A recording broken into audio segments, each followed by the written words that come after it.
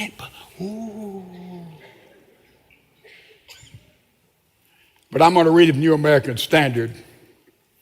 Just little verses, pick them out sort of arbitrarily from the second chapter of Song of Solomon. It says, I am lovesick. Let his left hand be under my head and his right hand embrace me, that you may not arouse or waken my love until she pleases. Listen, my beloved, behold, he is coming, climbing on the mountains, leaping on the hills. My beloved is like a gazelle and a young stag. Behold, he is standing behind our wall. He is looking through the windows. He is peering through the lattice. My beloved responded and said to me, arise, my darling, my beautiful one, and come along.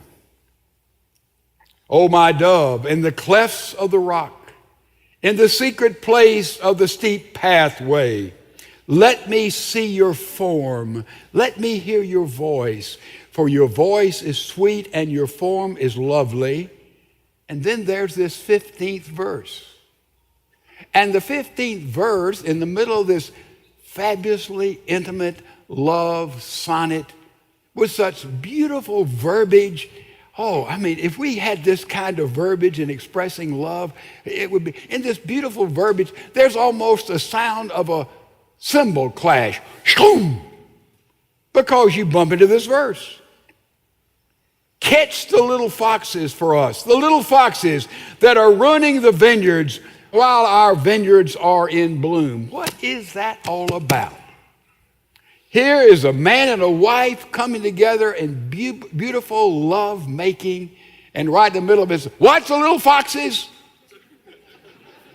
And they come into the vineyard while the blossoms are blooming, while we're making love, and they're destroying the intimacy. What is that about? Little foxes. In a marriage relationship, when big problems come, usually this draws a couple closer together. Have you noticed that? Someone loses a job, boy, the wife clings on, the husband clings on. A problem with a child, you move close together. A problem with a grandchild, my, how that unites us.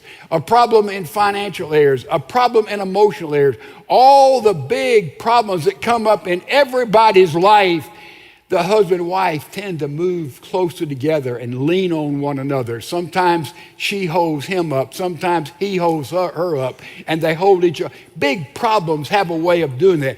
But it's the little foxes that destroy a marriage. It's termites. Termites destroy more homes in America than all the fires. Did you know that? You don't even see them, and they're there. And they undercut the foundation, and they destroy homes. It's true in marriage. These termites come in. Little inconsistencies, little oversights, a bite, a barb, cynicism, always there, cutting, knifing, laughing at, making fun of. Oh, just little bitty things that come up. Forgetting to understand, forgetting to be sympathetic, just being silent when you need to have a little cheerleading going on. I mean, just little foxes destroy intimacy in marriage. What are some of those foxes? Well, we could name a whole long list of them. One fox would be that romance is unimportant in marriage. Or the other extremity would be romance and sexual intimacy is all that marriage is. Let me tell you what sexual intimacy is in marriage. Explain it like this. How many of you sometime this week at least had eggs for breakfast? Would you lift your hand? Confess your sin. If you had eggs for breakfast. All right. Now, did you notice, did you put a little salt on it? Yeah. You know, to eat eggs without salt is sort of a stretch. It's pretty bland. Sexual intimacy in a marriage is the salt. It gives the flavor. It gives the zest. It puts taste. It's not everything. Say, well, I had for breakfast, what'd you have? Salt. No, it's not everything. It is a symbol, we've already discovered, of our intimate relationship with God in Jesus Christ. It is for pleasure. It is for procreation. It is a symbol of oneness. It's all of that, but it is salt. It's not the whole thing. Some people think that's all marriage is, and that is a little fox that will destroy a relationship. It's big, it's taste, but it's not the whole thing by a million miles. Now, what's another fox? Another fox is somebody says, how's your marriage? Oh, it's okay. How's your marriage? It is terrific. And you would say, you sure are lucky. Ladies and gentlemen, teenagers, luck has nothing to do with a dynamic, fulfilling marriage. Understand that right up front. Now, you say you're lucky. What makes a marriage work? A lot of things, but a couple of things, you have to work at it. Oh, yeah. And you have to work smart. You have to work skillfully. I'm working at my marriage. You don't know how to work at your marriage. You don't have the skill to work at your marriage. It takes work. It takes skill. And a little fox that comes in our marriage, well, I was just unlucky, I didn't marry my soulmate. I didn't find the right one. I don't know. I'm just unlucky. That's a fox. Another fox that comes in, the idea that, love is an emotion. Oh, it's a feeling. Oh, yeah. We fell in love and we've fallen out of love. And I don't love her. I don't love him. Our love is gone. Therefore, our marriage is gone. Who told you love is a feeling? Love is something you do. So the idea that love is a feeling, it's an emotion, it's something you do. And the emotions follow along. When you live with your mate with understanding, with listening, and then you try to figure out exactly how God has uniquely wired them, let me tell you something. Love will be there, and that emotion will come. Let me give you what happens to marriage. Let me show you a verse of scripture you have never heard of that's applied to marriage. Turn left if you're in Song of Solomon. Look at the book of Proverbs. By the way, bring your Bibles to church. You can't know the players unless you have a program.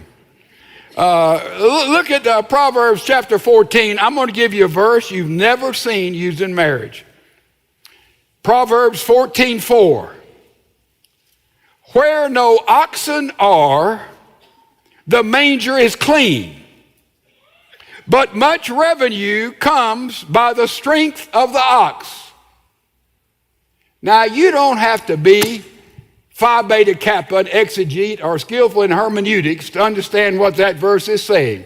Any Texan understands it. If you have an ox in the manger, in the stable, in the corral, in the stall, you're going to have poo. Am I going too fast for some? Paul called it dung. Now, but you've got to decide if you have an ox, says the book of Proverbs, and you're going to have poo, but you have an ox, you automatically have poo, but there is a profit there. Did you see it? There's a reward there. There's a result of having an ox because you can harvest, you can build things, you can grow things. See the difference there? So with the ox goes poo. But also with the ox, there is profit. And that's the way it is with marriage. Somebody said, I didn't know we'd have this poo in our marriage. I thought that the birds would wake us up in the morning and the rabbits would clean house and the chipmunks would cook breakfast and the squirrels would wash the dishes. I mean, my goodness. And in my marriage, we have some poo. Now, that's part of it. And a lot of people, when poo comes and it just stacks up, and sometimes you have a sick ox, you've got more poo than you need. And you don't know what to do with it. We give up. I married the wrong one. This isn't the way it's supposed to be. Let me tell you something. Marriage has joy and fulfillment and meaning in it. And there's going to be times that some things get rather sticky and stinky and unseemly. That's a part of it. And it's how we relate to this, how we understand that some of our marriage are between irresistible. That's at the marriage altar, remember? I do, I will, I do, I will. There's an irresistibility about him or about her from all the way to incompatibility. Irresistibility, incompatibility. And most of us live between those two. Irresistible, incompatible. Irresistible, incompatible. And that's where we try to abide. And when there gets so much poo there, because the man or the woman do not operate on the basis of biblical principles to make that marriage growing and exciting and deepening and widening and broadening and creative, well, it just piles up in there.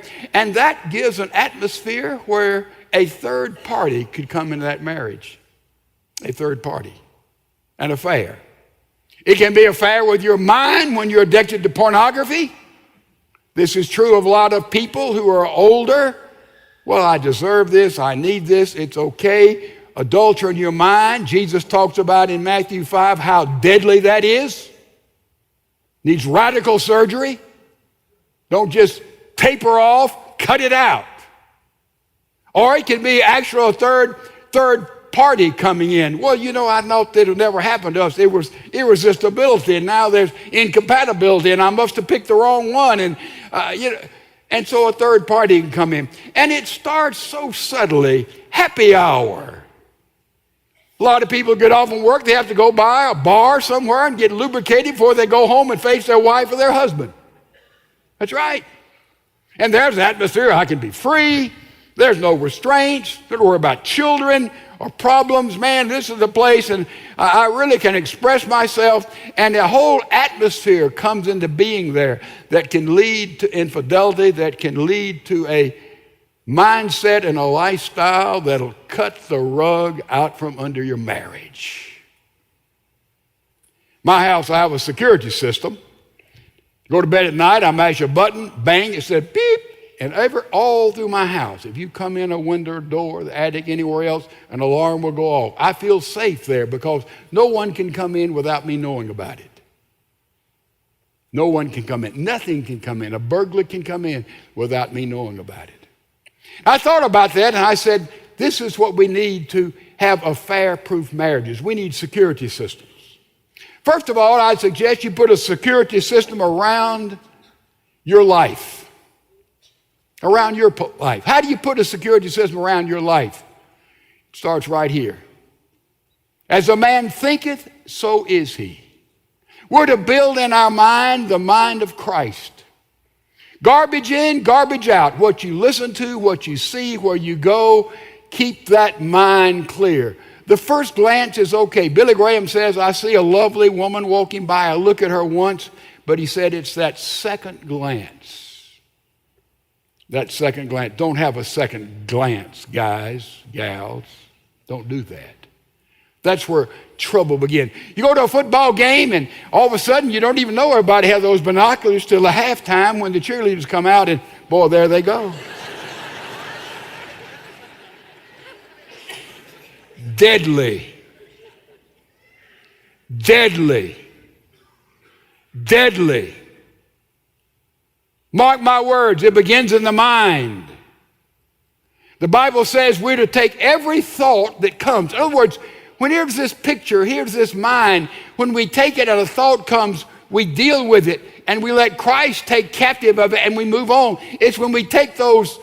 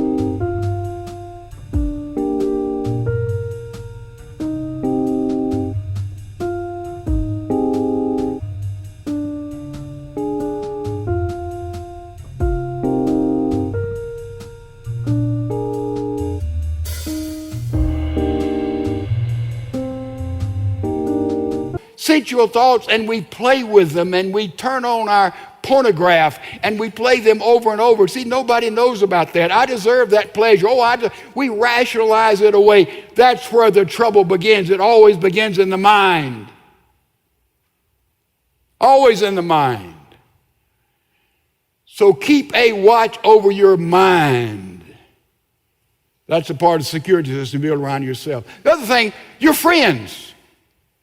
If you go with friends and there's a loose promiscuity, a kind of talk, and we're just good friends, we share all this, that's not the kind of relationship you want to be a part of. Because sometimes we wake up and say, I couldn't believe that Billy ran off with Alice, and there's couples, they were best friends.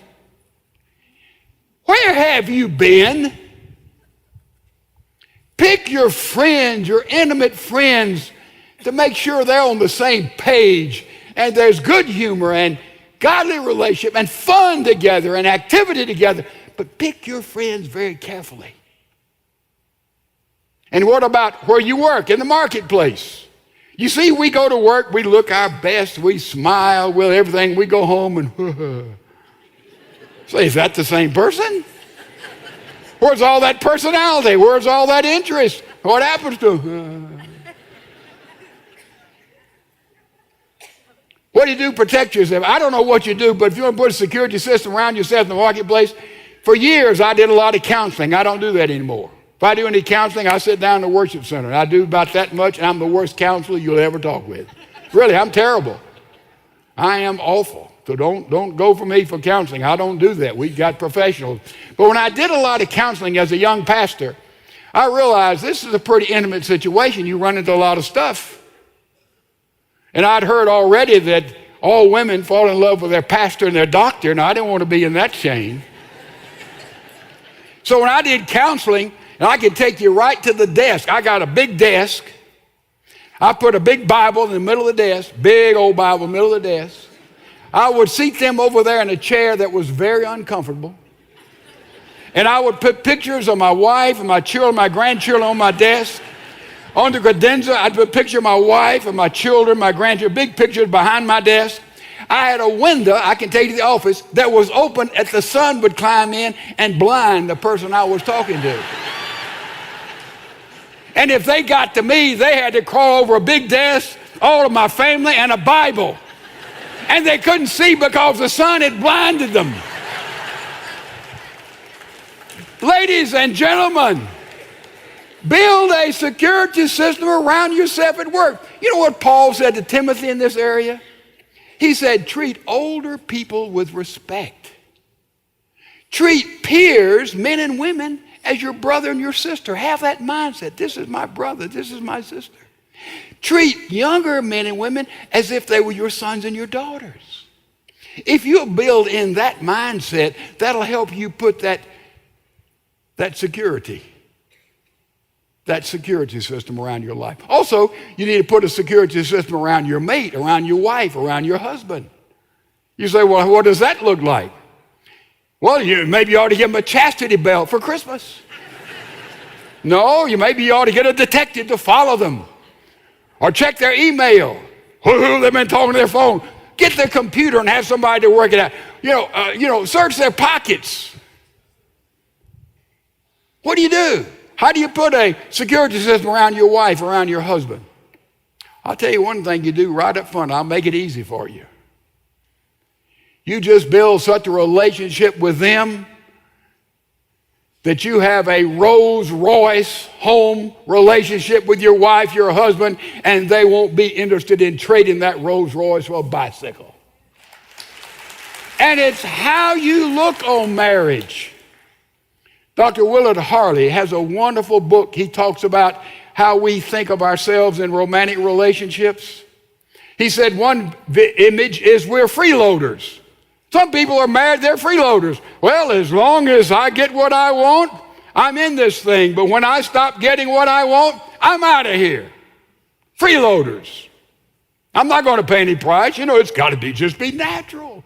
Love all just come automatically. Man, freeloaders. Some people look in marriage, deal in marriage, and you're a freeloader. Others are renters. You're going to say, okay, I'm going to stay married. A renter does little more than a freeloader. You know, a renter will do some things, keep the house clean and work at some things to keep the relationship. But primarily, if a better place comes along that's cheaper, you're going to move there. And if something better comes along, I'm out of here. A renter. But our relationship should be one of a buyer. I'm here for life. I've bought in. I've sold out. This commitment is sacred unto God. It is irrevocable. It is exclusive. It is ours. It is magnificent. You see, I bought this whole thing. You know, it's amazing to me how most of us had stood in some kind of church service and the pastor, we've exchanged vows, I will and I do, and we've promised to be faithful to one another till death do us part, before family and before friends, in a sacred contract, a covenant before God and a contract of the state. How in the world does Satan get in that kind of overwhelming commitment? Little foxes, little termites, little inconsistencies. So build a security system around yourself. Build a security system around your wife. And in the middle of that security system, have an affair. Yeah, have an affair with your wife or with your husband. Oh, that's terrific. And great things will happen. Men have to understand women. And most every woman would say here, you know, I can't always respond. I cannot be rushed. I cannot be compartmentalized. I cannot neglect the environment. Men, did you listen to that? And men and females, to your wife, let them know you are interested in them, that you love being with them. Do some creative things. Create an atmosphere that is dynamic. I don't mind candles. I don't tell you like them, but that's all right. I mean, work at it, ladies, and your husband will say, who is this woman? It'll bring life back in your relationship. Females, if you just show a little bit of spontaneity and creativity, your husband would think, wow. Dr. James Crane, written columns in newspapers all over America for many years. He said that a woman came to him one day, he's a psychotherapist, and said, my marriage is through. There's no love.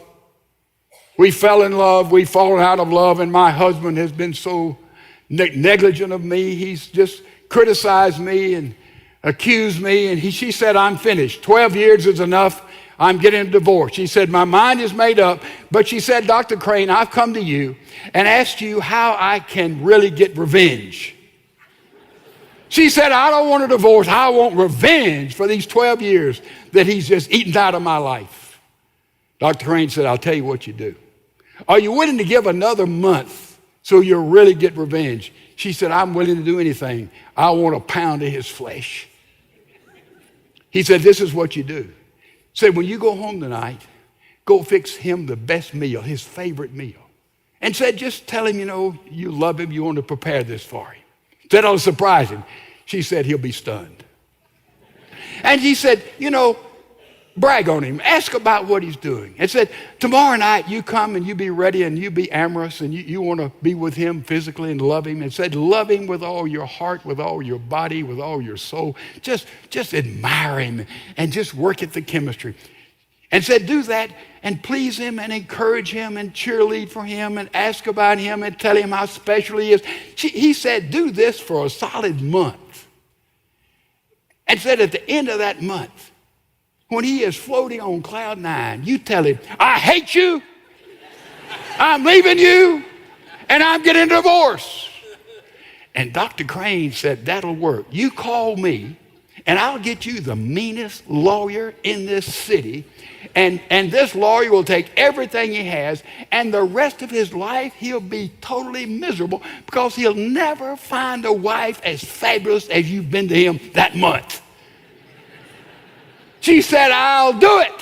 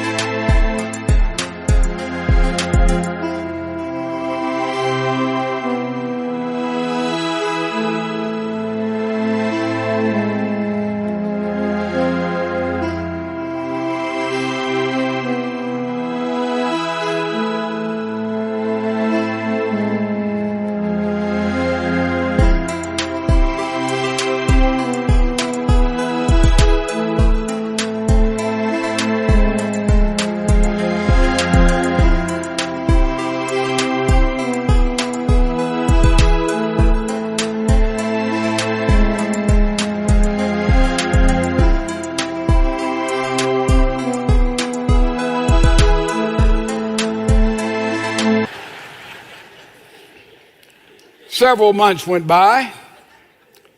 He's in a grocery store, and Dr. Crane happened to see her and said, hello, how are you? She said, fine. He said, have you gotten your divorce? She said, divorce? He said, yes, you know, have you severed ties with that tyrant that you were married to? She said, let me tell you something, Dr. Crane. I'm married to the most wonderful man in the world.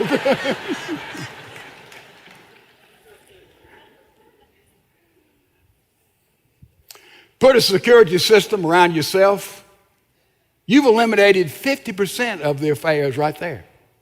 50%. Put a security system around your mate. 100% eliminated.